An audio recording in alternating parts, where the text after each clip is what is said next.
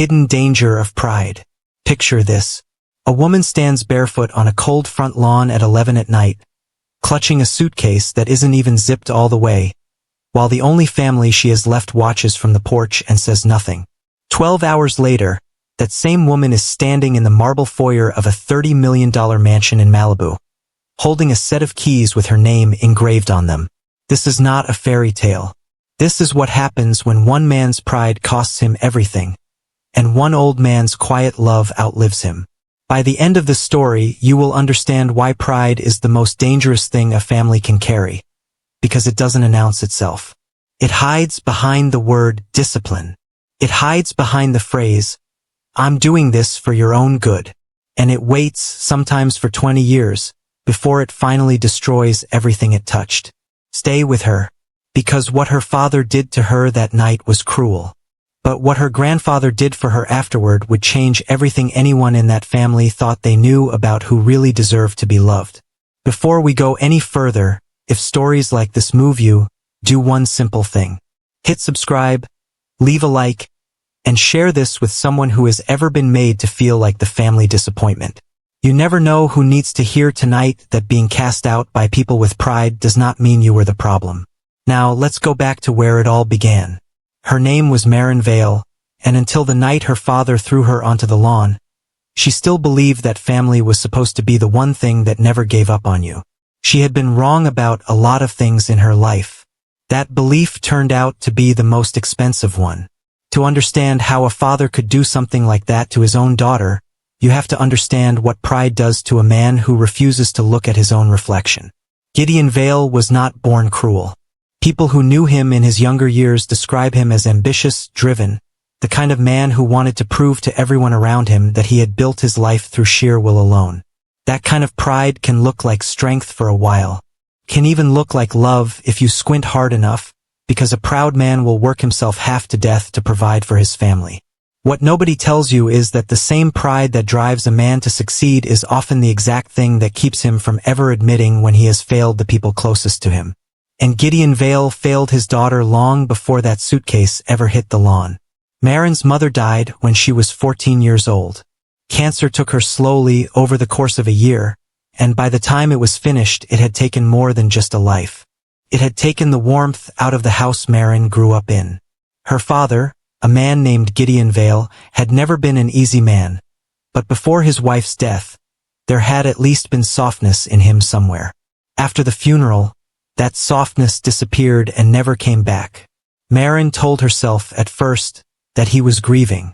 She told herself that grief made people cold, that it would pass, that if she was patient enough, gentle enough, helpful enough, the version of her father that used to exist would eventually resurface. So she tried. She cooked dinner on the nights he came home too tired to speak. She kept her grades high even when nobody asked to see her report card. She stayed out of trouble, stayed quiet, stayed small, hoping that shrinking herself would somehow make room for his healing. It never worked. If a bill came late, it was her fault for leaving lights on. If he had a hard day at the office, he came home and found a reason to be angry with her before he even took off his coat. Slowly, without ever saying it directly, Gideon Vale made his daughter feel like she was the reason his life had fallen apart. The only person who never made her feel that way was her grandfather, her mother's father, a man named Elias Cole. He was the kind of man who remembered birthdays without being reminded, who called just to ask how her week had gone, who told her more times than she could count that her worth was never going to be decided by someone else's bad mood. He had a way of making ordinary afternoons feel significant, whether they were fixing an old bicycle together in his garage or simply sitting on his porch swing watching cars pass on the street below. He never lectured her the way her father did.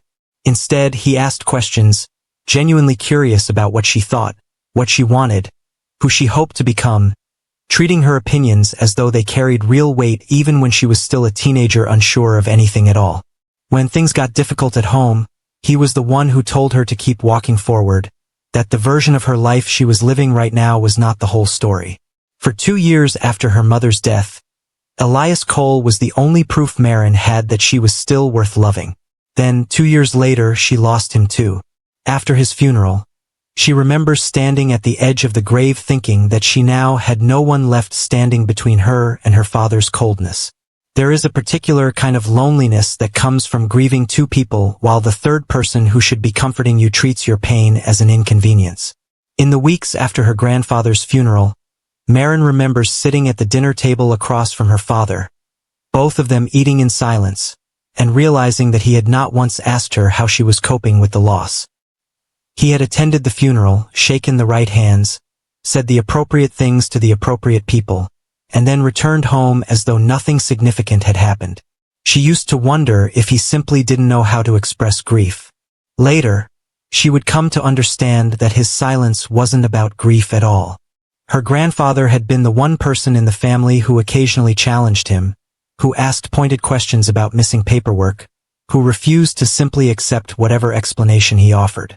With Elias Cole gone, Gideon Vale had one less person watching closely, and whether he consciously recognized it or not, that absence gave him room to do things he might not have otherwise attempted.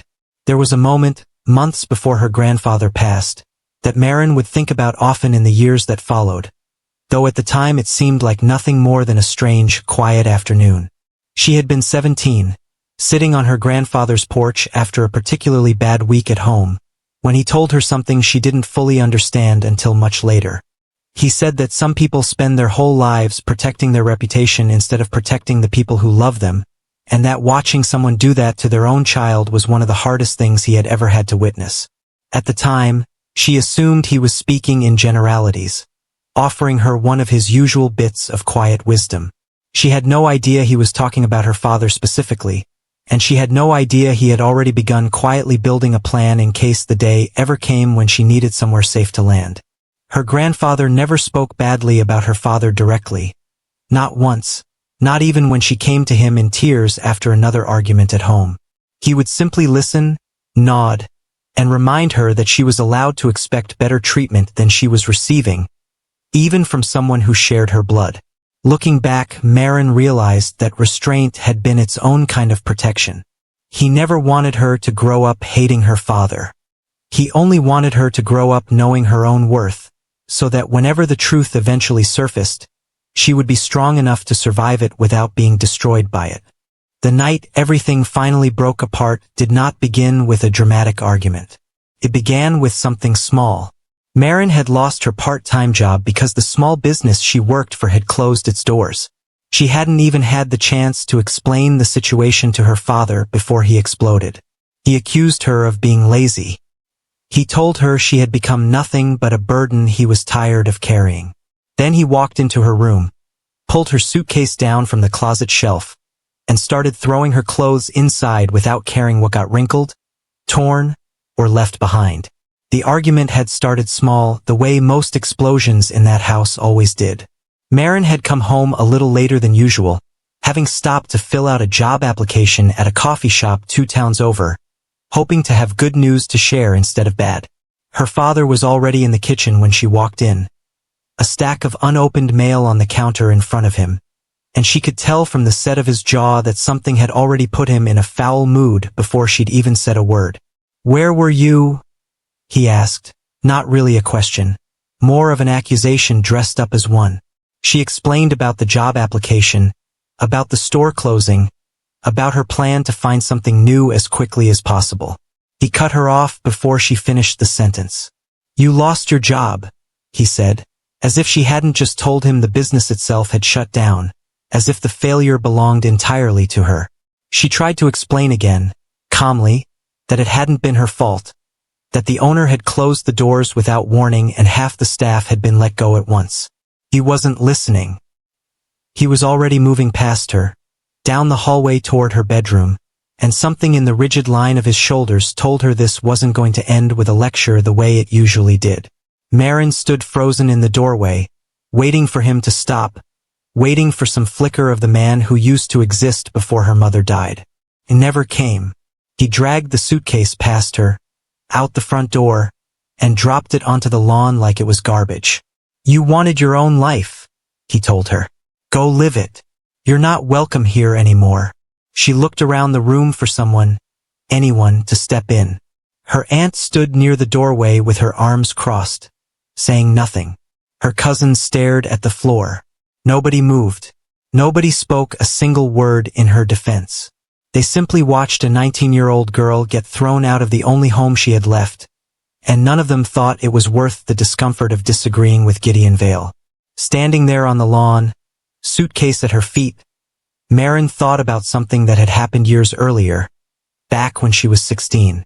She had come home late from a study group, only 10 minutes past her curfew, and her father had waited up in the dark kitchen just to tell her that respect had to be earned in his house, that nothing was owed to her simply because she was his daughter. She remembered thinking, even then, that most parents didn't need their children to earn basic decency. She had never told anyone that story, not even her grandfather, because at the time she still believed her father's coldness was a phase, something temporary that grief had caused and time would eventually heal. Standing on that lawn years later, watching him walk back inside and shut the door, she finally understood it had never been a phase at all. It had been the truth about who he was, slowly revealing itself one small cruelty at a time, and she had simply been too young and too hopeful to see it clearly until now. With nowhere else to go, Maren loaded her suitcase into her old car and drove until she found a grocery store parking lot far enough from the house that she wouldn't have to see it in her rearview mirror. She slept in the driver's seat that night. She cried until there was nothing left to cry, believing that in the span of a single evening, she had lost her family, her home, and whatever future she thought she was building. If you're already feeling something in your chest right now, imagine living it. This is the moment where most people would have given up on ever trusting family again. But something was already in motion that Maren didn't know about yet. Something her grandfather had quietly been building for years, long before anyone realized he was building anything at all. Just after sunrise, a gentle knock on her car window pulled her out of a shallow, restless sleep. Outside stood two people in business suits, calm and composed in a way that felt strange against the backdrop of a grocery store parking lot at dawn. One of them asked politely if she was the granddaughter of the late Elias Cole. When she nodded, unsure what was happening, he said words she never expected to hear in her life. "We've been looking for you.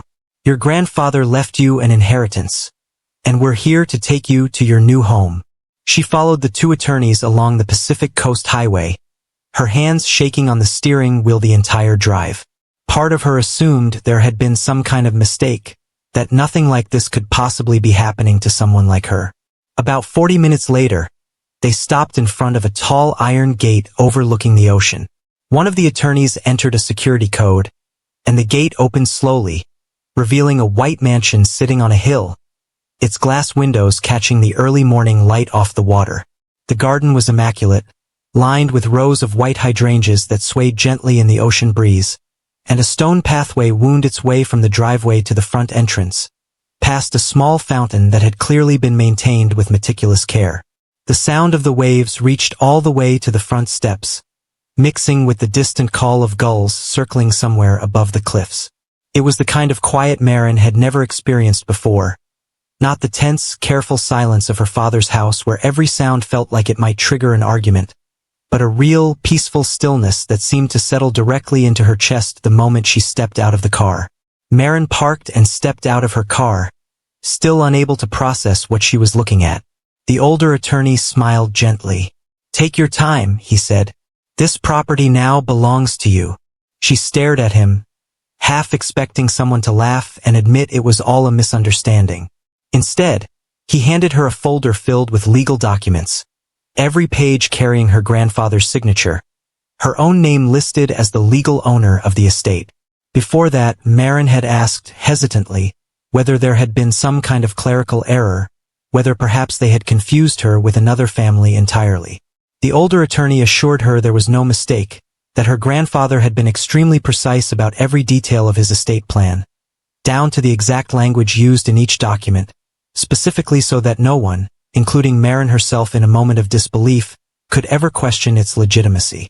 He explained that they had located her through the last known address on file, a small studio apartment she had moved out of 8 months earlier, and had spent nearly 3 days tracking her down through employment records and old utility bills before finally finding her car parked outside the grocery store that morning.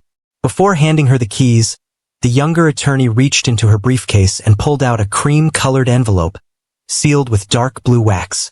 "This was your grandfather's first instruction," she said quietly. "He asked us to give you this before anything else." Maren's hands trembled as she opened it. Inside was a letter in her grandfather's familiar handwriting, and the moment she recognized it, her eyes filled with tears. He wrote that if she was reading this letter, then the day he had feared for years had finally come. He told her he never wanted this moment to arrive, but deep down, he had always suspected that her father would one day choose his own anger over his own daughter. He didn't write those words with hatred. He wrote them with heartbreak. He told her not to let bitterness take root in her heart, because there were still many things she didn't yet know, and judging anyone too quickly would only make her own pain heavier to carry. Then came the sentence that made her stop breathing for a moment. He wrote that the mansion was never the real inheritance. It was only the beginning. Every answer she had been searching for since her mother's death was waiting for her, but she would need patience. He asked her to trust him one final time, promising that each letter would reveal another piece of the truth, until, by the end, she would finally understand every decision he had ever made. She folded the letter carefully and held it against her chest. For the first time in years, she felt like someone had actually seen her pain instead of dismissing it. The attorneys gave her a few quiet minutes alone before walking her through the house. Every room was fully furnished, and yet none of it felt cold or unfamiliar, as if her grandfather had built a place specifically designed for her to finally exhale. The kitchen alone was larger than the entire first floor of her father's house, with warm wood cabinetry and a window over the sink that framed the ocean like a painting. Upstairs, the primary bedroom had its own private balcony, and when she stepped outside for the first time, the sound of the waves below nearly brought her to her knees. In a small room near the back of the house, she found a library filled with worn paperbacks, the kind of books her grandfather used to read aloud to her when she was a child, and she understood immediately that this room had been chosen for her, curated with the same quiet attention he had given everything else in his life. A woman named Rosa, who had managed the household staff for her grandfather for nearly 15 years, met her in the kitchen and introduced herself gently, explaining that she would continue managing the home if Maren wanted her to, but that the decision was entirely hers to make. There was no pressure in her voice, no expectation, only the same careful respect that seemed to run through every corner of the property. Maren asked her to stay.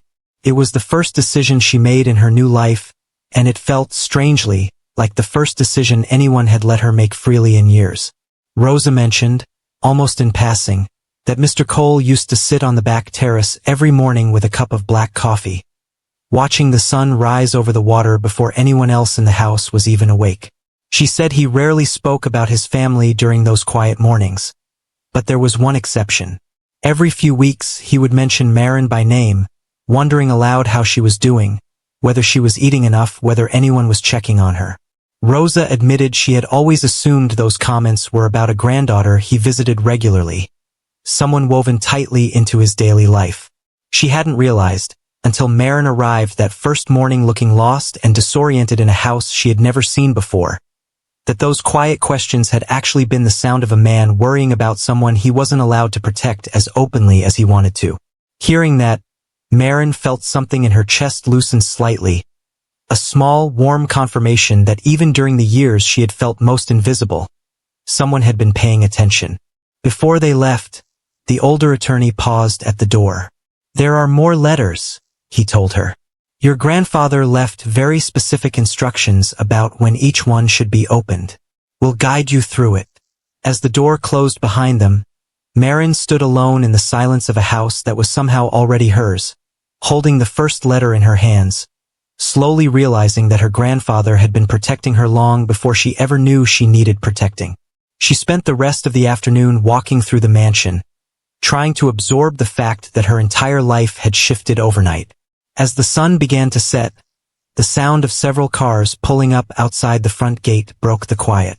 Moments later, the security system buzzed. The guard informed her that her father and several relatives were demanding to be let inside. She hadn't called any of them, She hadn't spoken to a single person since walking away from her father's house the night before. Through the security cameras, she watched them gather at the gate. Her father stood at the front with a hard, unreadable expression. Behind him were her aunt, her cousin, and two other relatives who had barely spoken 2 sentences to her in years. She told the guard to let them through, mostly out of curiosity about what they would even say. The moment they stepped inside, none of them looked at her. Their eyes moved across the high ceilings, the expensive furniture, the endless view of the ocean through the glass walls. The same people who hadn't cared where she slept the night before suddenly seemed extremely interested in her life. Her father finally broke the silence. "Explain this," he demanded. "How did you get all of this?" She told him calmly. "Grandpa left it to me." He laughed, as though she had personally insulted him. "That's impossible," he said. "You must have pressured him before he died. He would never leave everything to you." One relative accused her of hiding the will. Another suggested she had manipulated a dying man. They spoke over each other, each one inventing a new reason why she couldn't possibly deserve any of it. Her aunt, the same woman who had stood silently by the door the night Maren was thrown out, now had plenty to say, insisting that family loyalty meant the estate should be split evenly among everyone present, regardless of what any document actually stated. Her cousin, who hadn't texted her a single time in the 2 years since their grandfather's funeral, suddenly remembered how close they used to be as children and suggested that surely their grandfather would have wanted them to share in this new fortune together. Not one of them asked how she was feeling. Not one of them apologized for watching her get thrown out onto the lawn the night before. Maren let them finish. Then she looked directly at her father. "The attorneys have every legal document," she said. "If you think something illegal happened, you're welcome to speak with them directly." He had no answer. The room fell silent for a few long seconds. She walked to the front door and opened it. "I think it's time for all of you to leave." Her father stared at her, clearly expecting her to fold the way she always had before. She didn't. One by one, they walked out without another word. Her aunt paused at the threshold, glancing back at the ocean view one last time before shaking her head and muttering something about ungrateful children under her breath.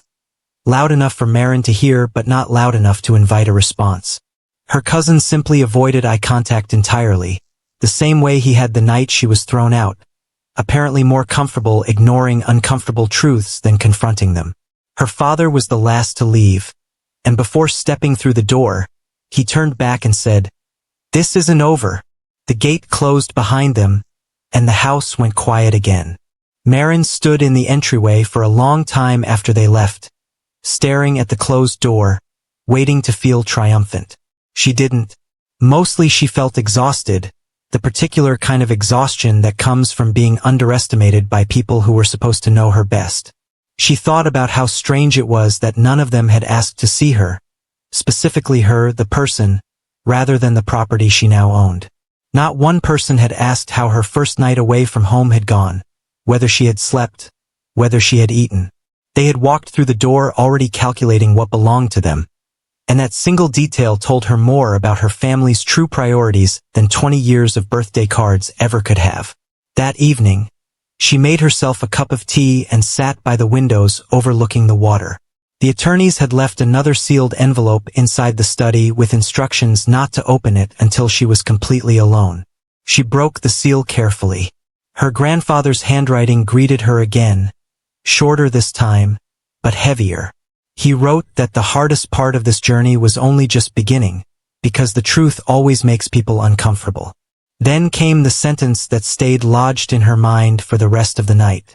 For nearly 20 years, someone in this family has been protecting a lie instead of protecting you. She read those words again and again, finally understanding why her grandfather had insisted on patience. The story she believed about her family was only a fraction of the truth. Before we go further into what she discovered, take a second right now and think about someone in your own life who quietly protected you without ever asking for credit. If a face just came to mind, type their initials in the comments. And if you're still watching at this point, Drop a comment that says, "I'm still here." Let's see who's truly following this shocking story all the way to the end. Because what Maren found next was worse than anything she had imagined. She barely slept that night. Her grandfather's words kept circling through her mind. And by morning she understood that rushing through this process would only rob her of whatever he was trying so carefully to reveal. Later that day, the attorneys returned, carrying several boxes that had been kept in her grandfather's private office. One of them handed her another sealed envelope. "He wanted you to read this before looking through anything else," the attorney said. After they left, she sat in the library and opened the letter slowly. Her grandfather began by apologizing for every moment she had believed she was facing life completely alone. He explained that he had made a promise to her mother before she passed away. A promise to watch over Maren even if she never realized he was doing it. Piece by piece, memories she had never fully understood began rearranging themselves in her mind. He admitted that he had quietly covered her college tuition after her scholarship stopped covering the full cost. She remembered being confused when the school told her, out of nowhere, that her balance had been cleared. She had assumed it was an administrative mistake. He also revealed that when she couldn't afford the deposit for her first apartment after graduation, he had arranged for someone else to cover it without ever mentioning his name. At the time, she believed the landlord had simply decided to trust her. And the first full-time job she had ever landed hadn't happened purely by chance either. Her grandfather had spoken to the company's owner years earlier, not to demand a hire, but only to ask for a fair interview. Everything that came after that had been earned entirely through her own effort. She sat there quietly, trying to absorb it all. For years, her father had told her she would never accomplish anything without his help. And yet every important step of her adult life had been quietly protected by the one person who never once asked for anything in return. She thought back to the day she received her diploma, the auditorium packed with proud families snapping photographs, some parents crying openly as their children crossed the stage, and how her father had stood at the edge of the crowd with his arms crossed, offering a stiff handshake instead of an embrace, telling her afterward that a diploma didn't mean much in the real world and that she shouldn't get too comfortable. She remembered feeling deflated that day, wondering why a moment that was supposed to feel like an accomplishment instead felt like one more thing she had failed to do well enough. Now she understood that her father's coldness in that moment had nothing to do with her achievement at all.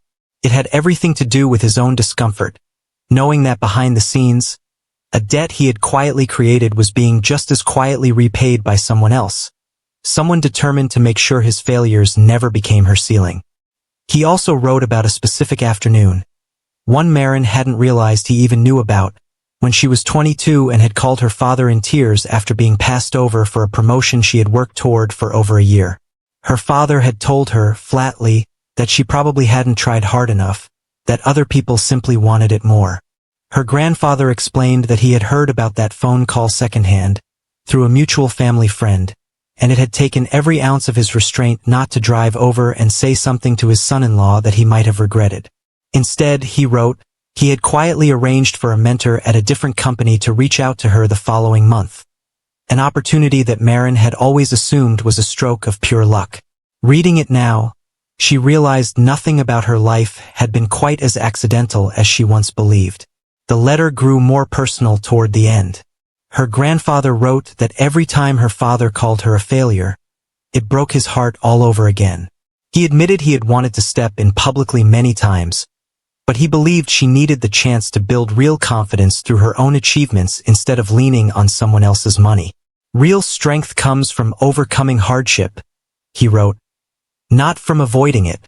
Folded inside the letter was a small note listing several dates from her childhood. At first they looked completely ordinary, until she recognized them.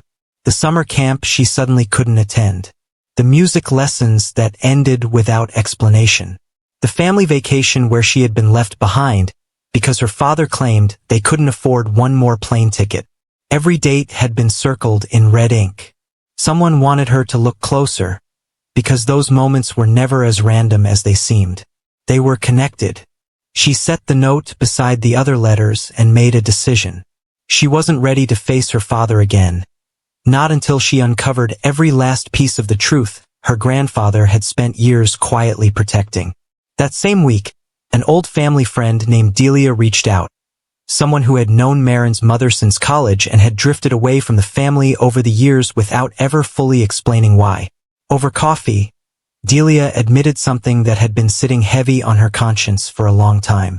She said that in the year after Maren's mother passed, she had tried to check in on Maren several times, only to be told by her father that Maren didn't want visitors, that she needed space to grieve privately. Delia had believed him. It was only years later, running into Maren by chance at a grocery store, that she realized Maren had never once been told about those attempts to reach her. Sitting across from Delia now, Maren felt something cold settle in her stomach. It wasn't just money that had been hidden from her. It was people. It was support. It was every hand that had ever tried to reach toward her, quietly redirected by a man too proud to let anyone see how badly he was failing as a father. The next morning, she carried the boxes from her grandfather's office into the study. Inside were neatly labeled folders, old notebooks, bank statements, and personal records, all organized with a level of care that made it feel like he had known someone would eventually need to understand every page. She started with the oldest files. Most contained ordinary family paperwork, but one folder had her name written across the front. Her heartbeat sped up as she opened it. Inside were copies of bank statements, legal agreements, and handwritten notes. First, none of it made sense. Then she noticed a series of payments made into an account created for her as a child, an account meant to fund her education, her first home, and whatever she needed as she entered adulthood. But the balance had been dropping for years. Page after page showed withdrawals, and every single withdrawal carried the same authorized signature. Her father's. She stared at the papers, hoping she had misread something. She checked the dates again. The money hadn't disappeared all at once. It vanished slowly over many years, a pattern rather than a mistake. Besides several of the transactions, her grandfather had written small notes in the margins. Not approved. Asked him to replace the funds. No response. Those short, restrained sentences hit harder than anything else she had read so far. Maren sat with the bank statements spread across the study desk for what felt like hours, tracing each withdrawal with her fingertip as though physically touching the numbers might make them easier to understand. Some of the amounts were small, barely enough to notice if you weren't looking closely. Others were larger, timed suspiciously close to moments she remembered her father complaining about money around the house.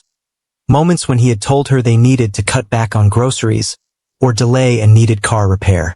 She realized, with a slow, sinking feeling, that the very account meant to secure her future had likely been quietly funding the version of scarcity her father complained about constantly, a scarcity that had never actually existed in the way he presented it to her. Beneath the folder was another sealed envelope, the fourth letter. Her grandfather wrote that he had prayed she would never need to read it. He had wanted to believe her father would correct his mistakes before it was too late. That day never came. Every document she had uncovered was real, he explained. He had quietly kept copies for years, afraid that important records might disappear entirely after his death. He wasn't trying to destroy his own son. He was trying to protect his granddaughter. His words carried no anger, no dramatic accusations, just calm honesty. He wrote that people reveal who they truly are through small choices, repeated quietly over many years. One selfish decision becomes another until it starts to feel normal, until the damage is so deep that by the time anyone notices, it looks like it happened all at once.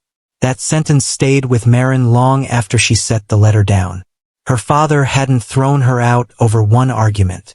That argument had simply been the final excuse.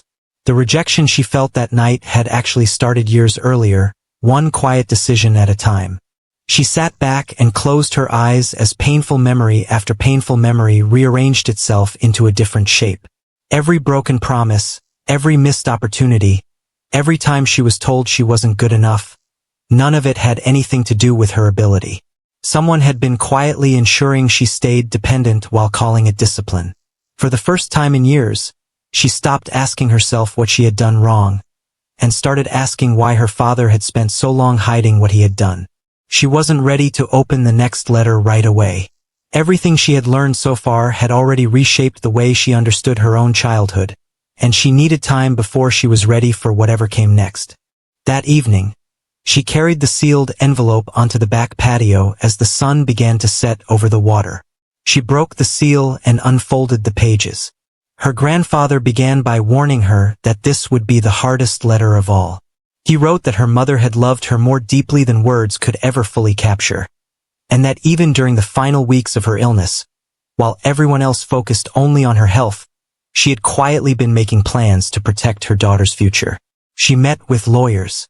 She wrote instructions. She organized documents. She made a list of dreams she hoped her daughter would one day achieve. Maren's hands tightened around the pages. She had spent years believing her mother left this world without the chance to think about her future. She had been wrong. A few days before she passed away, her mother asked to speak with Elias Cole alone. She told him she wasn't afraid of dying. She was afraid of what would happen to her daughter afterward. She said Maren's father had already begun making decisions that frightened her, becoming controlling, impatient, and unwilling to listen whenever they disagreed about how to raise their daughter. She feared that without someone watching over her, Maren would grow up believing she wasn't good enough. So she asked her father for one promise. "Please don't let my daughter face life alone." Those were her exact words. Tears rolled down Maren's face as she read them. Her grandfather had promised her mother he would always protect her, even if he had to do it quietly, and that promise became the reason behind almost everything he had done in the years that followed. He also explained that her mother had prepared savings, letters, and legal instructions specifically meant for Maren's future, intended to fund her education, her first home, and the beginning of her adult life. After her death, most of those plans slowly disappeared. Some were ignored. Others were quietly altered. A few were never mentioned again. Her grandfather spent years trying to preserve whatever he could without starting a battle that might hurt Maren even further. Near the end of the letter was something unexpected. A copied page from her mother's journal. The handwriting was soft, familiar, unmistakably hers. She had written that she hoped her daughter would grow into a woman who never measured her worth by the opinions of people who failed to see her heart. She believed Maren would face difficult days, but she hoped she would never mistake rejection for truth. The final line nearly broke her completely. "If one day you feel alone, remember that my love didn't end when my life did." Maren held the page against her chest for a long time. For years she had quietly wondered why her mother hadn't done more to protect her. Now she understood. Her mother had tried, had fought until she had no strength left, and the people meant to honor her final wishes had chosen an entirely different path. That night, Maren stopped feeling abandoned by her mother. Instead, for the first time since losing her, she felt closer to her than she had in years, and the emptiness she had carried for so long finally began to fade. A few days later, she drove out to the small cemetery where her mother was buried, something she hadn't done in almost a year because it had always felt too painful to face alone. This time felt different. She brought a bouquet of white lilies, her mother's favorite, and sat on the grass beside the headstone for nearly an hour, telling her everything that had happened since the night she was thrown out. She told her about the mansion, about the letters, about the promise Elias Cole had kept for 2 decades without ever asking for recognition. Before she left, she pressed her palm flat against the cool stone and whispered a promise of her own, that she would never let anyone convince her again that she was unworthy of the love her mother had fought so hard to protect. The following morning, she met her grandfather's attorney and accountant at their downtown office. They had worked with him for many years, and it was clear they had been waiting for this meeting.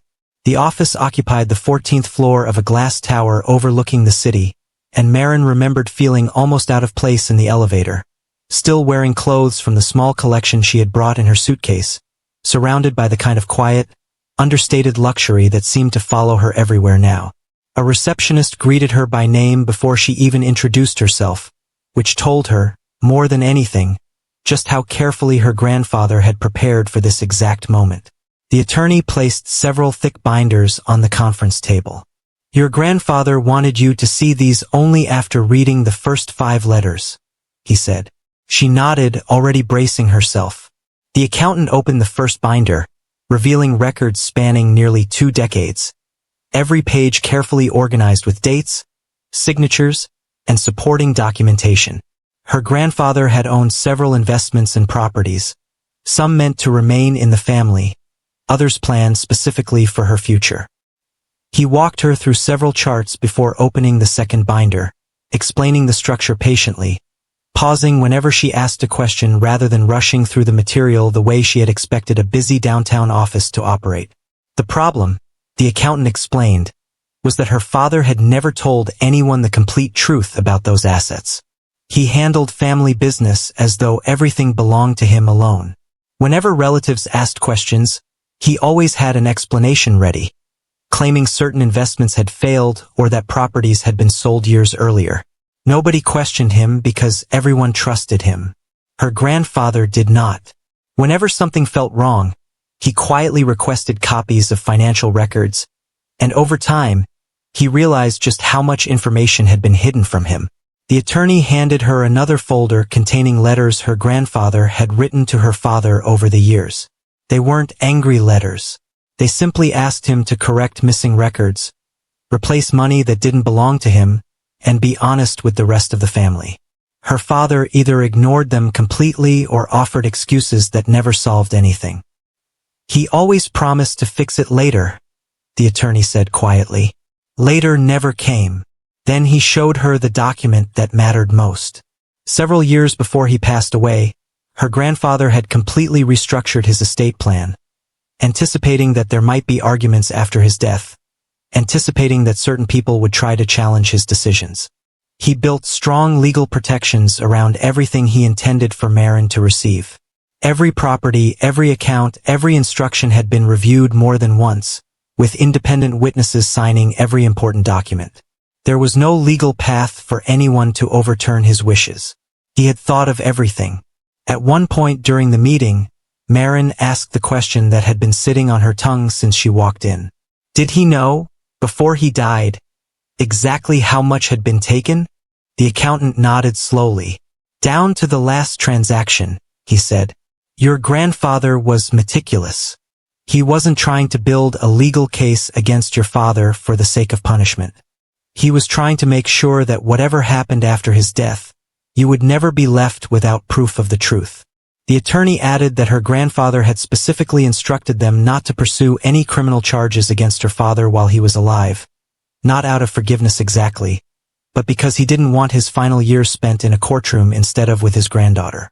That restraint, Maren realized, had cost him nothing in dignity and had cost her father every excuse he might have used to claim he was the victim of an overzealous old man. The attorney smiled for the first time that day. "He loved you very much," he said. "He wanted your future to depend on the truth, not on anyone else's approval." As Maren looked through the final pages, she understood something else entirely. Her father's reputation had been built on a story that was never true. For years, relatives believed he had carried the family through hard times, that he had managed everything fairly and honestly.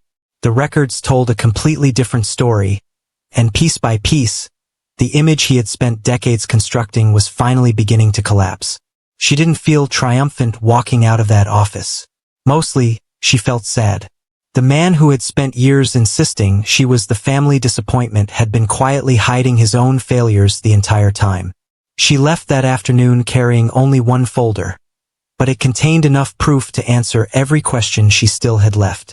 Before she left the office, the accountant told her one more thing, almost as an afterthought, though it turned out to matter more than anything else said that day. He explained that around 18 months before he passed away, her grandfather had quietly reached out to a handful of relatives, testing the waters, trying to gauge whether anyone besides himself had noticed the discrepancies in the family's finances. He never told them explicitly what he suspected. He simply asked careful questions, watching how each person responded. Her aunt had changed the subject almost immediately. Her cousin had laughed it off, saying money talk made family gatherings awkward. Only one relative, a distant cousin named Priya whom Maren barely remembered from childhood holiday dinners, had actually paused and admitted that something about her father's explanations had never quite added up to her either. Her grandfather made note of that conversation, and in one of the folders Maren had not yet opened, there was a letter addressed specifically to Priya, thanking her for her honesty and asking her, gently, to keep an eye on things after he was gone. It was a small detail in the grand scope of everything Maren had learned, but it told her something important. Her grandfather hadn't only been protecting her. He had been quietly building a small, careful circle of people who valued truth over comfort, even when the family's collective silence made that kind of honesty feel almost impossible. On the drive home, she found herself thinking about a conversation she'd had with her father when she was maybe 12 years old, long before any of this began. She had asked him, innocently, why he always seemed so certain about everything, why he never admitted when he didn't know an answer to something.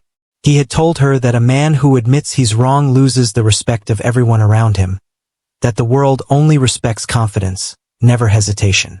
At the time, she had nodded along, too young to question it.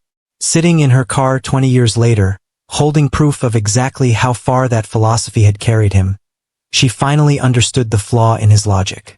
Confidence built on a lie is not strength. It is simply pride wearing a costume, and eventually, every costume falls apart under its own weight. Her grandfather had never once needed to raise his voice to be respected. He earned it quietly, through consistency, through honesty, through 2 decades of choosing to do the right thing even when nobody was watching.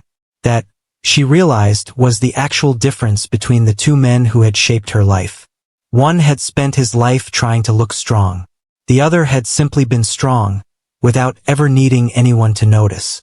That evening, she called the 2 attorneys who had first found her in the parking lot and asked them a question that had been sitting in the back of her mind for days. She wanted to know whether her father had ever tried, even once, to contest the will or challenge any part of the estate before her grandfather passed away.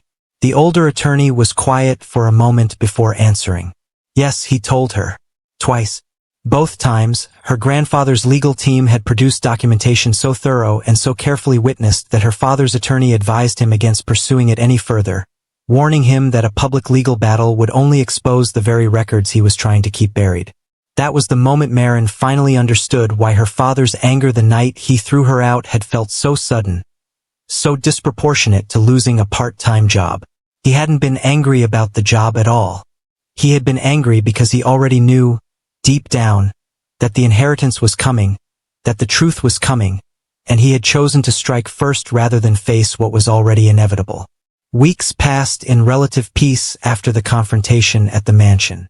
Maren settled into a quiet rhythm, spending mornings walking the beach below the property, afternoons working through her grandfather's remaining papers, and evenings on the phone with Delia or having dinner with Corinne next door.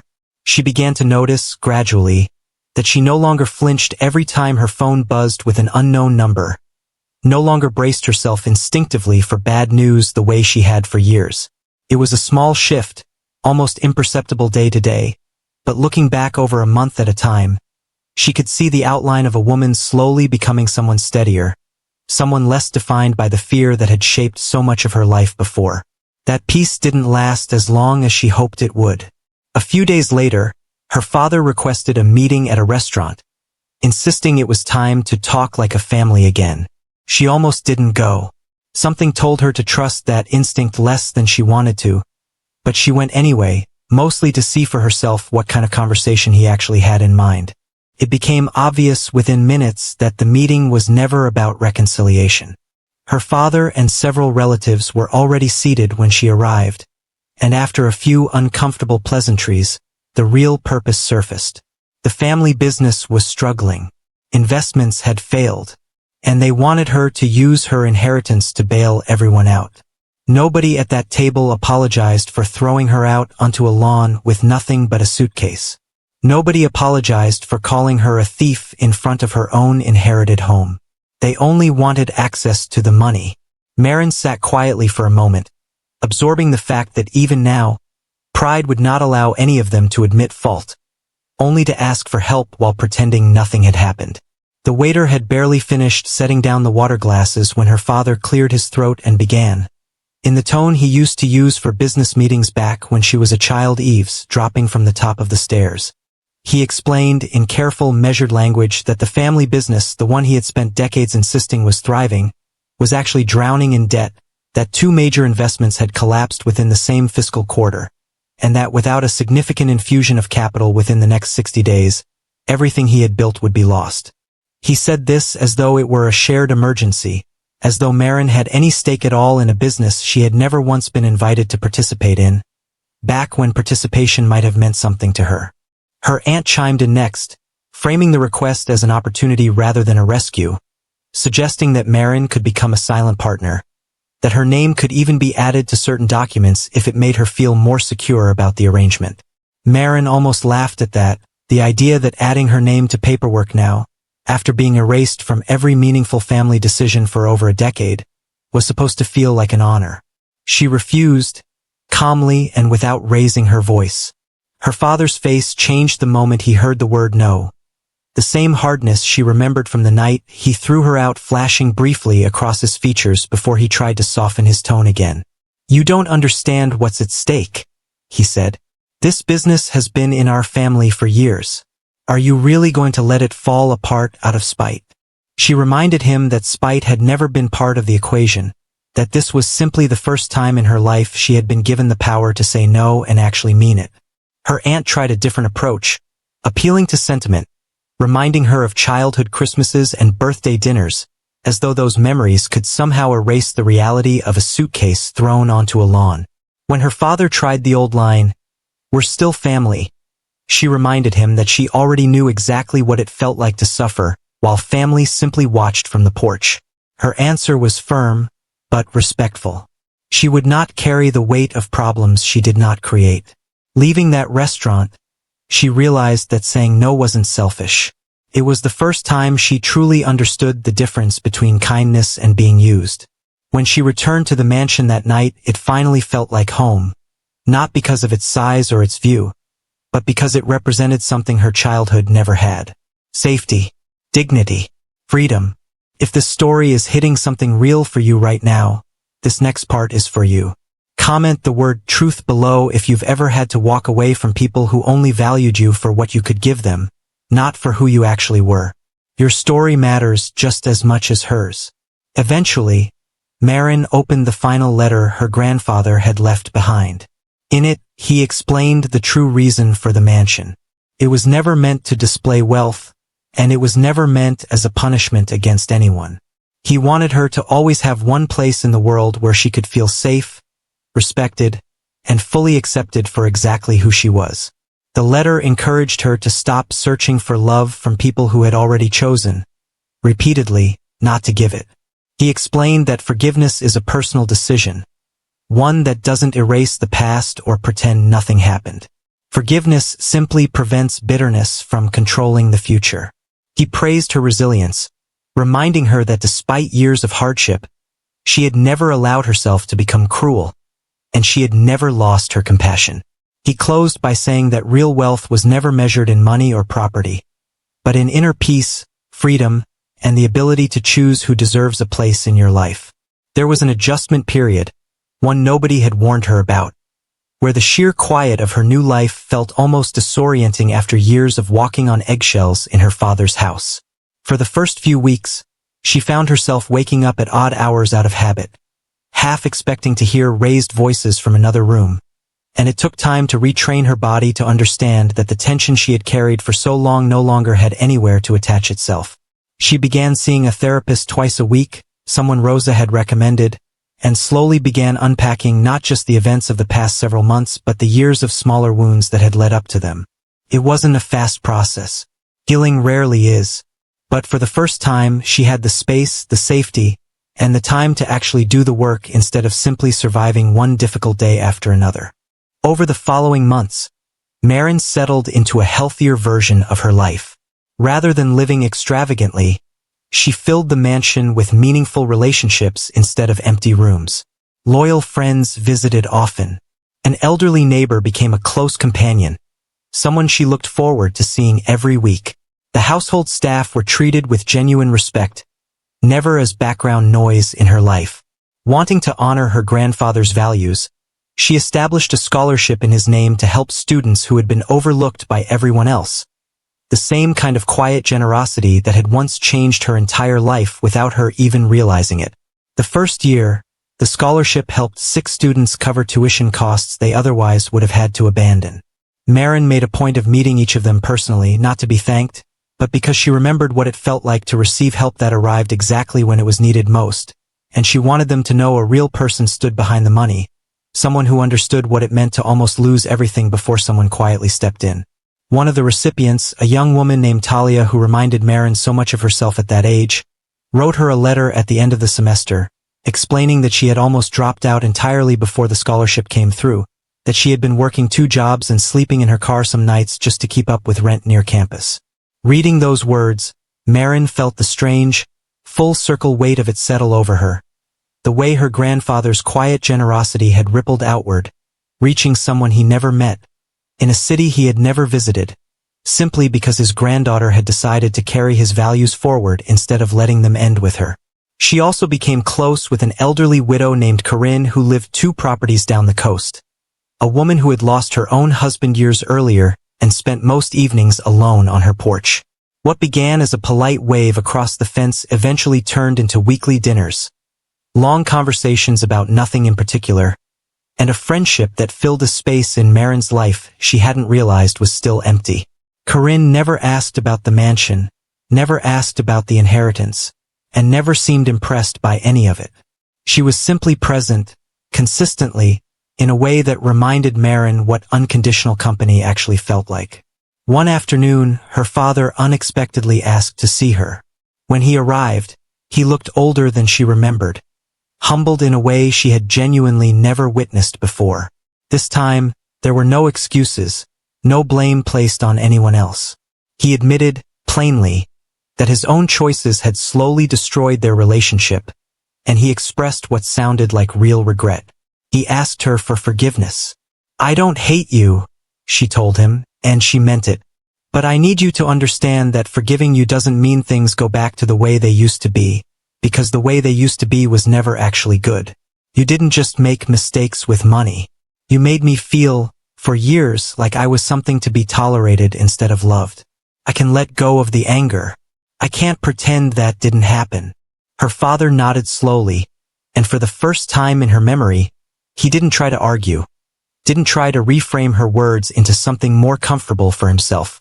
He simply sat with what she had said, absorbing it the way a man absorbs a truth he has spent years avoiding. She chose to forgive him, but she was careful to explain what that forgiveness actually meant. It did not erase years of pain.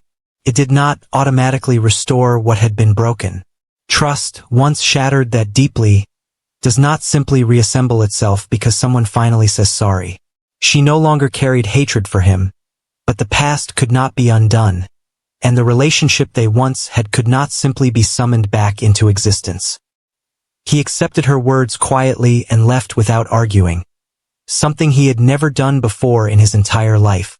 Before he walked out, he paused at the door, much like he had the night he threw her out, except this time there was no threat in his voice, only something that sounded almost like grief. "Your grandfather was a better father to you than I ever managed to be," he said quietly. "I know that now." Maren didn't respond right away.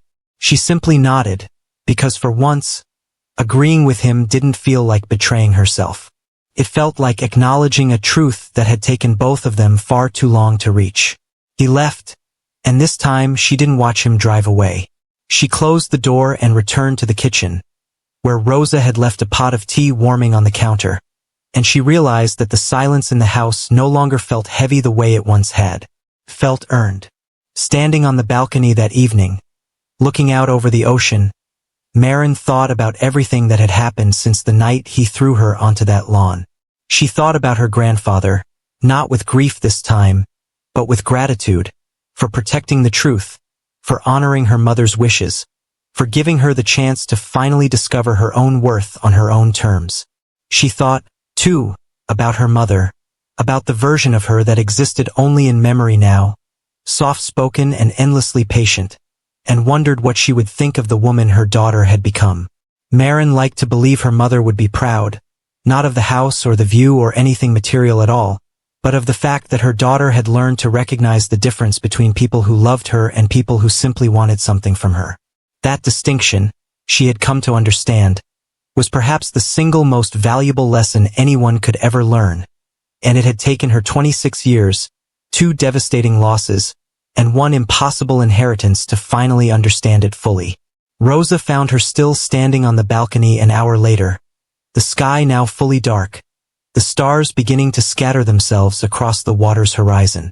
She didn't say anything at first, simply set down a second cup of tea beside Maren's untouched first one, now gone cold. "Your grandfather used to stand right there," Rosa said softly. On nights when something was weighing on him, Maren smiled faintly, understanding immediately why he had chosen that particular spot, why the sound of the waves below made even the heaviest thoughts feel a little more bearable. She thanked Rosa, and for a while, the two of them stood together in comfortable silence, watching the tide roll in and out beneath a house that had finally, truly, become a home. And she understood, finally, the real lesson underneath everything her family had put her through. Pride is a quiet danger. It doesn't look like a threat while it's happening. It looks like control. It looks like discipline. It looks like a father who insists he knows best, right up until the moment his own daughter is standing on a lawn with a suitcase, and he still refuses to admit he was wrong. Her father's pride convinced him for 20 years that hiding the truth was easier than facing it. Her grandfather's humility convinced him that protecting someone quietly mattered more than being thanked for it. In the end, pride cost her father everything that actually mattered: his relationship with his own daughter, the trust of the people around him, and the version of himself he could have been if he had simply chosen honesty over ego, even once. The greatest inheritance Maren ever received was never the mansion, and it was never the money. It was the truth. It was her own sense of worth. And it was the freedom to build a life no longer shaped by the approval of people who had already proven, again and again, that they weren't capable of loving her the way she deserved. Once she truly understood her own value, nobody, not her father, not anyone else who had ever doubted her, could make her feel unwanted again. In the months that followed, Maren found herself thinking often about the difference between the 2 inheritances she had received, the one written on paper and the one written in the quiet example of a man who never once demanded to be seen as a hero.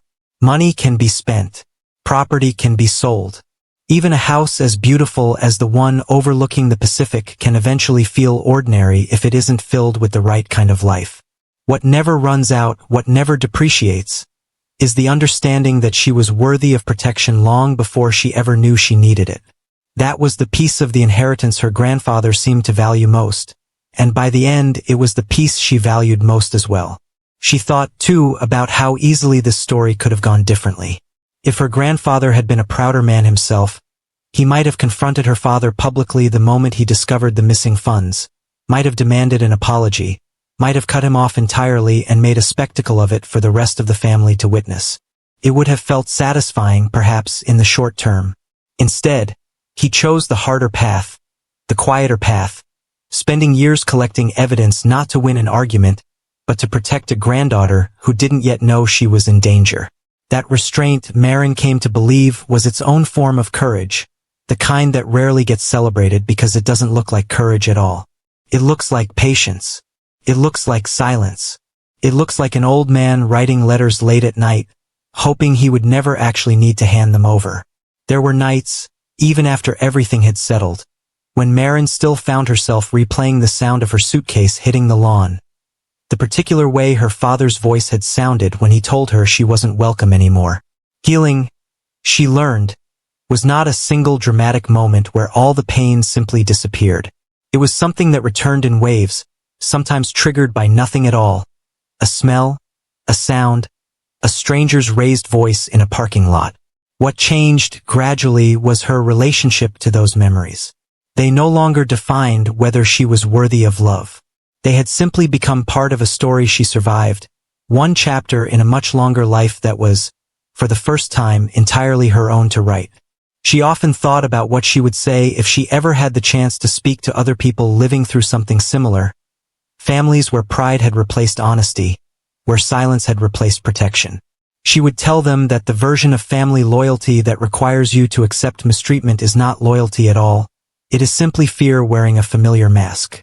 She would tell them that walking away from people who refuse to acknowledge their own harm is not cruelty, even when it feels that way in the moment.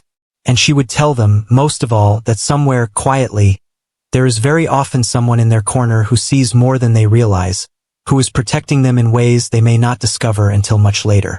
Sometimes that person is loud about it. More often, like her grandfather, they simply do the work in silence and trust that the truth will eventually find its way home. Pride convinces people that admitting fault is a kind of death, that the moment you say the words, "I was wrong" out loud, something essential about you collapses. Maren watched that belief nearly destroy her father, watched it cost him 2 decades with a daughter who would have forgiven almost anything if he had simply been honest with her sooner.